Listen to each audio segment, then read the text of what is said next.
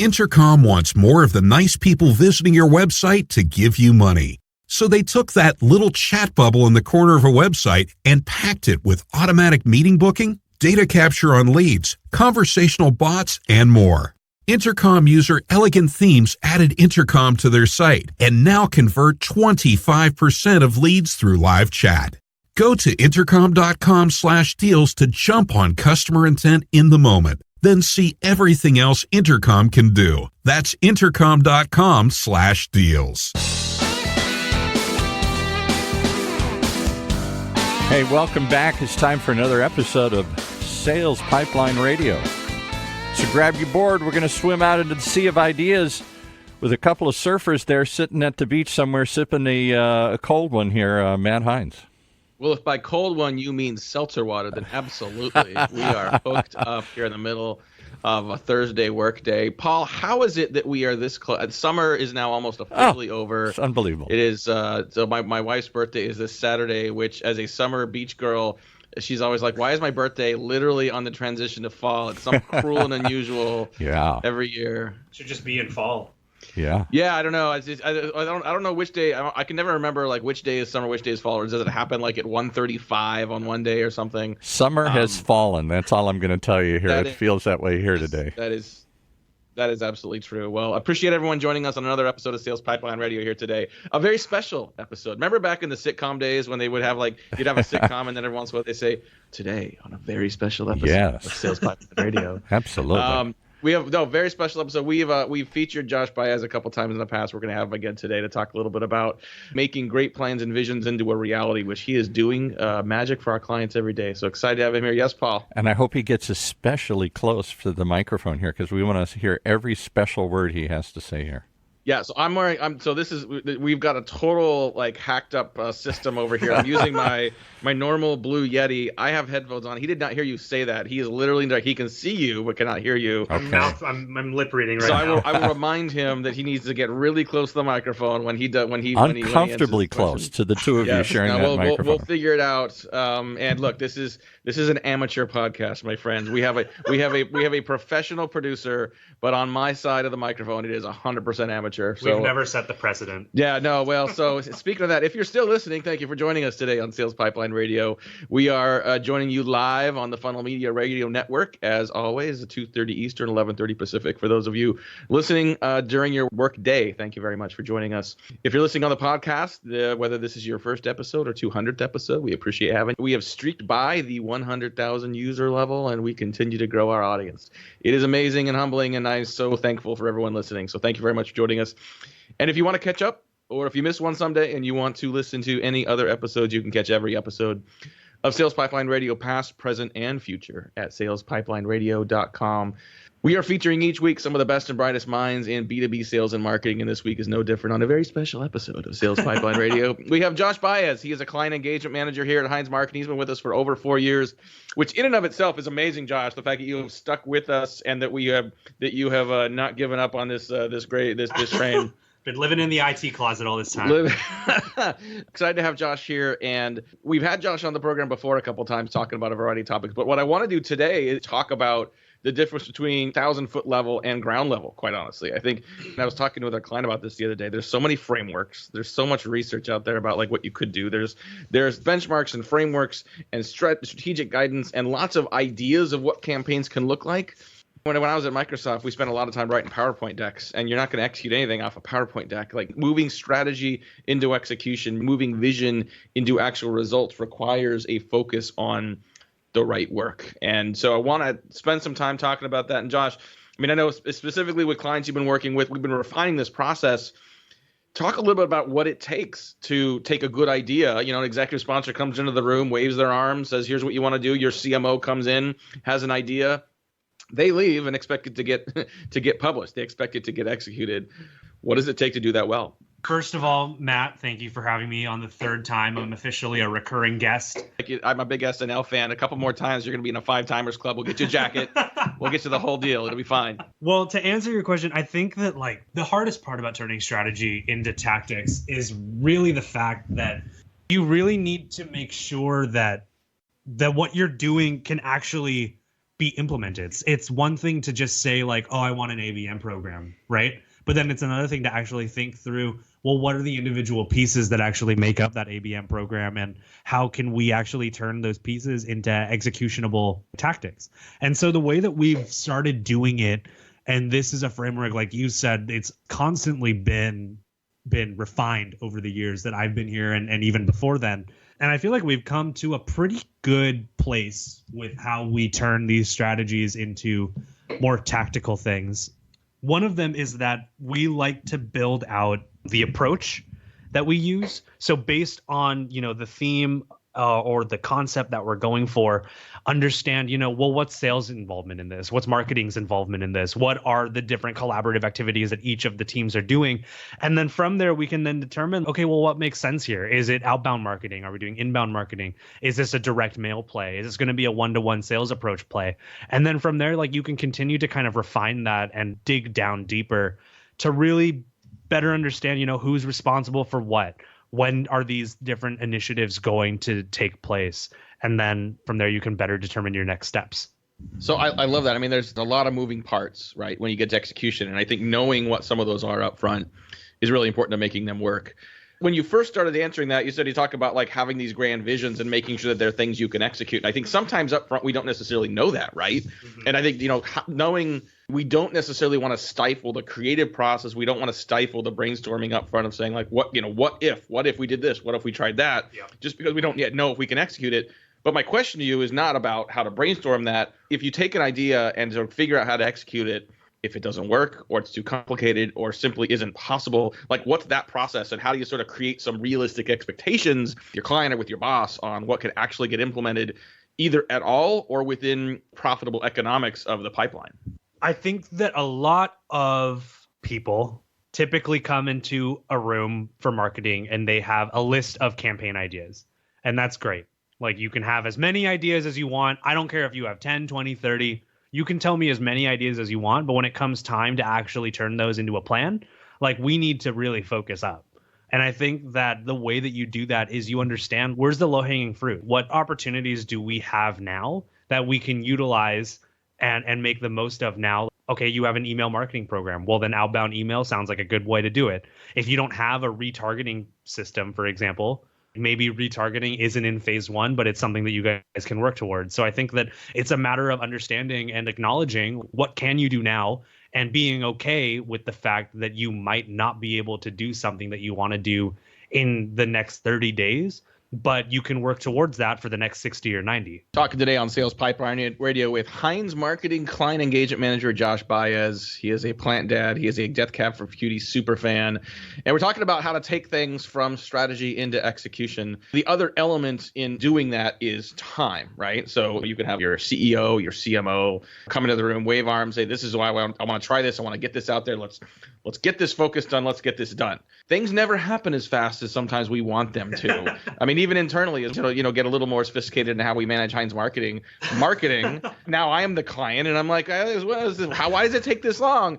It's not just, because you've got all these sort of draconian systems. I mean, it takes time to get this done right, especially when you're doing larger programs, more complex programs that have many layers of integration and complexity across sales and marketing, let alone across marketing channels. Yeah, it also doesn't help when you as a client, Matt, cancel a meeting without telling me. I mean, that's great. Yeah, let's air all our dirty laundry on the episode here, Josh. It'll be great. I think timing is obviously important. I need to work on this. I notoriously would err on doing things faster. I think that myself, I know the level of work that I'm able to do in the level of time that I'm typically able to do it. But when you start working with a team and the larger that team grows, you need to start being aware of how other people work, how other people time their different deliverables and how they integrate with the rest of the program. And I think that in terms of timing, it's probably better to err on the side of caution. If you think that something typically takes, 5 days to do, adding that little extra wiggle room to make that 6 or 7 days even can make or break a production schedule. It's always better to deliver early anyways. And so if you can set that expectation up front, something like this typically takes between 7 to 10 days. at least you can have that expectation outlined before you start going into the tactics. What are some of the components? I mean, let's get really tactical here. When you think about, okay, we've got a great idea, we've got a plan, it's going to take X amount of days, X amount of weeks to get it to execution. Are there certain elements of those programs that take longer than others? If you're looking and saying, your boss comes and says, how do you condense this? Are there certain primary culprits that become the real critical path and the things that really create the most longevity, take the most time to get campaigns from concept to reality? I think, and this is something that a lot of organizations, including ours, deal with on every kind of campaign, and it's the need for content and it's the need for messaging. And I think that a lot of organizations will make the mistake of thinking, oh, well, let's just launch this campaign. We can do it. Like, we have the resources to do it. Let's just launch this campaign. But they forget about the key elements of that campaign being, oh, do we actually have content to offer? Do we have something meaningful that the audience can actually engage with? Do we have the right messaging for this audience? Are we talking to them in a relevant way that's actually meaningful to them, or are we just selling our product? Do we even know who our audience is? We might say, oh, I want to target this industry. Okay, well, that's great. But do we have emails for them? Do we even know who these people are? Do we even know what kind of titles we want to go for? There are so many kind of subsequent paths that you can go on for each of these, and having a really solid foundation of who your target audience is, what your messaging is, and what your content is can really impact the rest of your entire program. It lets you be smarter, it lets you act faster, it lets you be more strategic in that way. Campaign success or fail in the details, right? I mean, you think about, I don't know about you, Josh, but like in 11 years of doing this, if I had a nickel for every time I had a client or even a prospect say, it's just an email, give me 5 minutes, I'll write the email, we'll get it out. And a professional marketer will say, okay, so what are you going to say? And why does the prospect care about that? And by the way, who's it going to go to? And do you have accurate, up-to-date contact information for them? Is it going to get delivered? Is it going to look good? Are you going to spell check it? Is anyone going to do quality control to make sure you didn't screw something up inadvertently, accidentally, which we all do all the time with emails that we just write in Outlook to each other, right? So I don't mean to get into sort of rapid fire mode just to sort of make anyone feel bad that says I can write an email in 5 minutes. Sure, you can. But as Mark Twain once said, if you'd given me more time, I would have written a shorter letter. I mean, sometimes it's worth taking more time to get it right. When you send out something, when your prospects or customers get content from you or marketing from you, that is a representation of your brand. It is a representation of your professionalism. And every one of those touch points has an impact. The positive impact have an incremental benefit, incremental growth in benefits and results. But you screw something up, it erases an awful lot of that good karma. So it's important to get that stuff done right. All right, we got to take a break, pay some bills. We'll be back with more with Josh Baez talking about taking campaigns from strategy to execution. You're listening to Sales Pipeline Radio. Sales teams, is your website helping you turn prospects into customers? Because Intercom thinks it should be. Intercom makes that little chat bubble in the corner of a website. That's their messenger. But it's so much more than that. The Intercom Messenger is designed for businesses to jump on customer intent in the moment. It connects you when you're there or automatically books meetings and captures data on leads when you're away. You'll sell more efficiently. Like Intercom user Elegant Themes. They added the Intercom Messenger to their site and now convert 25% of their leads to paid subscriptions through live chat. Just having the messenger sparked valuable customer conversations that Elegant Themes might not have had otherwise. That's Intercom's whole deal, connecting you with customers while they're on your website with timely, personal insights. Because when customers have a great experience, it's great for business too. Help your website help you land more customers, then see everything else Intercom can do. Go to intercom.com/deals today. That's intercom.com/deals. Okay, we've given Matt time enough to flip the burgers over and to refill the glasses, so let's pick up the conversation here. You think it's just a party up here all the time, Paul? That we're just enjoying ourselves. I'm hoping that you're going to share some with me because I've eaten all the beer nuts today. I've had all the pretzels, and I'm hungry. I'm ready for some. I know you're giving me good, substantial food for thought, but I need some food for the body here as well. This Saturday is my wife's birthday, and what she really wants to do is just hang out at home, relax, and her request for food was chicken wings and cheesecake. Wow.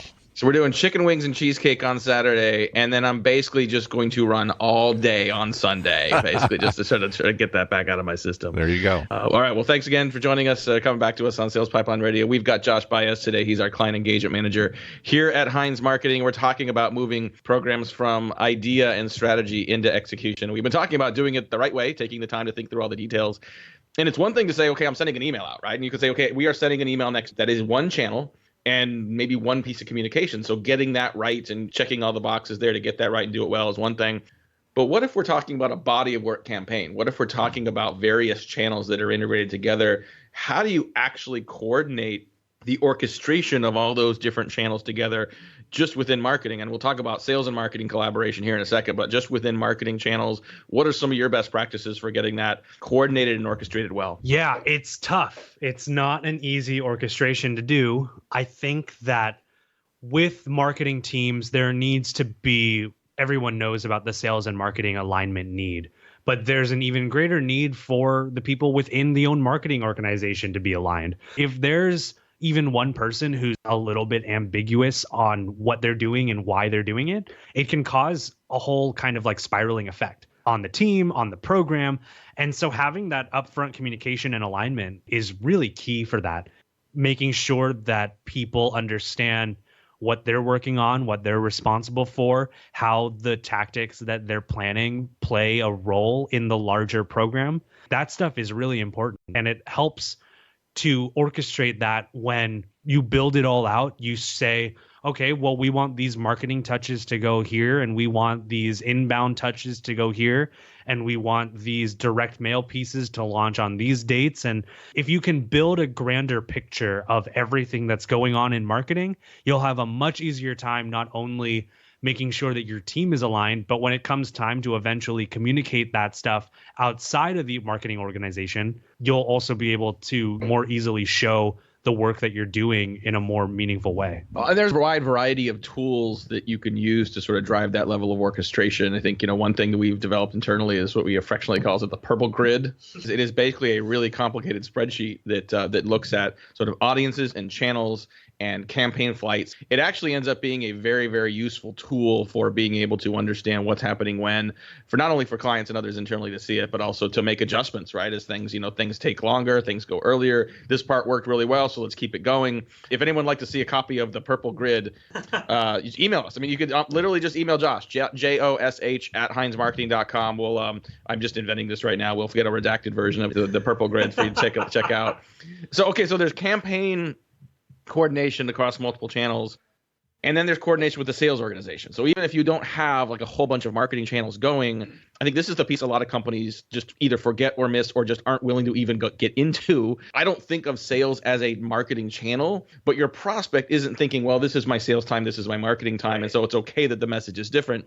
Integration of sales and marketing efforts is really, really helpful, and has been proven to drive greater velocity and conversion rate and yield of programs. Doing that, though, when it's not just sort of coordinating digital platforms or campaigns, doing that where you're coordinating with people across departments is a challenge in and of itself. What have you found most useful and successful in doing that? Yeah, I think that comes down to a metric discussion more than anything. If sales doesn't buy into what marketing is doing, one way to help facilitate that engagement with sales is to really define what metrics we can expect to bring in. So I think that the way that we've been starting to think about metrics, Matt, is in three different ways. You have your campaign level metrics. Those are more of what people are calling vanity metrics. You have your marketing performance metrics, which are more about how are leads being engaged at the top and middle of the funnel. And then you have your revenue metrics, which are metrics that more directly impact sales. They more directly impact the organization. And so if you can kind of tie in all of those kinds of metrics together under your campaign umbrella, I think that you'll be able to better understand where marketing plays a role, where sales plays a role, and where the handoff is between sales and marketing to better integrate between the two. Just wrapping up here in a few more minutes with Josh Baez. He's one of our client engagement managers here at Heinz Marketing. All the answers you've given so far, I mean, do they change if we're doing account-based work or if we're doing selling to enterprise organizations or selling to small business? Is there a different way that you approach execution and sort of driving and managing execution for one type of sale or one type of audience versus another? I don't think so. I mean, I think that really these are principles that we base all of our campaign work around. The way that I like to do it with whether it's ABM, whether it's just a general go-to-market strategy, I like to use our 7 stages of predictable pipeline to help kind of organize the way that we do things. So we want to understand, kind of like what I said before, we want to understand our target audience. We want to understand our messaging. We want to understand the different channels that we're using on both sales and marketing. And then we want to be able to integrate those together and make sure that people are on the same page, that we're talking about the same thing, that sales isn't just its own arm of the organization, but sales and marketing are a single continuation of the customer journey. Because in the end, like, it's all about the customer. It's all about the user experience. I'm going to take a little left turn here and ask an unrelated question. So it's we're ending summer and it's about to become fall. And if you know anything about Josh Baez, his excitement is just going to increase day to day, week to week for the rest of the year. Josh is, I mentioned he likes Death Cab for Cutie, but he is a Christmas super fan. Oh man! And as the weather gets cooler and as we start to see more candles, we smell more pine around. Oh. So I'm going to put you on the spot here. And we've got multiple holiday traditions that are celebrated here at Heinz Marketing. What should we be doing this year that's maybe a little different? What should we be doing? Because we got plenty of time to plan now, right? It's not even, we haven't even taken down our fall decorations. Like, there's no Halloween stuff at our house. Costco may have Christmas trees, but there's none of that at our house yet. So we got time. What should we be doing in an office space to like just really just lean in and celebrate the year, celebrate the season? Oh my goodness. Well, this is, wow, way to really put, this is truly on the spot. Yeah. Let's see. Okay, I'm just gonna list ideas right off the top of my head. Oh, there you go. Drinking, definitely. No, that's right. That's very true. I think that drinking is probably the number one thing that you can do to celebrate. Second to that, let's just pump up the holiday music. Whatever you celebrate, I consider the holidays just festive times. From November through January 1st. Let's be honest, though, I'm celebrating now. I'm ready for October, at least, definitely for the fall. I'm with you on that. And I think I've said this before, like on social channels, like once we get into October, like it's Halloween time. Game over. But I mean, I got a lot of travel already planned for October, and I'm going to be secretly listening to my Christmas music on the plane. I just know some of that music is so phenomenal. Like, why do we limit ourselves to less than a month's time? That's what I'm saying. Yeah, it's just it's not right. So the question now is, Paul, like what do you think the over under is now, especially now that I brought this up?